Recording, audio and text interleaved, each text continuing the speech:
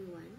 So today I'll be showing you how to create and retrieve and update an electronic oral health record or EOHR using Microsoft Excel.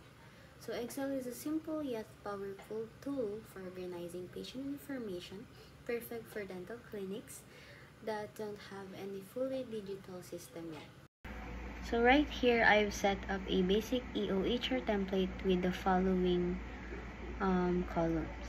First is the ID, full name, age, sex, date of visit, chief complaints, diagnosis, treatment, dentist, and note follow-ups.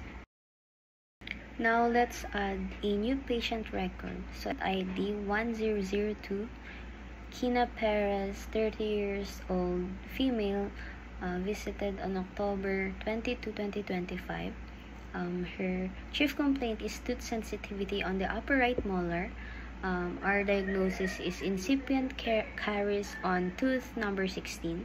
So the treatment plan is fluoride varnish application. Dentist, Dr. Venman Lungat. So once we have several entries, we can easily retrieve patient information using Excel's find or filter tool. So for instance, if I want to look for Kina Perez, I'll press Ctrl F and type her name. So as you can see, Excel immediately highlights her record. So now, if the patient returns for a follow-up visit, we can simply update her information. So let's change the note section to fluoride varnish applied, sensitivity improved. So that's how quick it is to make updates in the EOHR.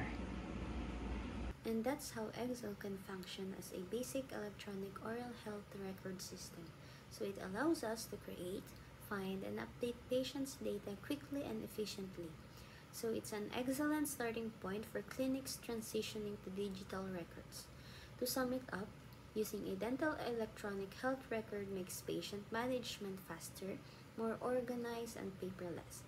So it helps us easily create, retrieve, and update patient data while improving accuracy and care. Thank you for watching my video.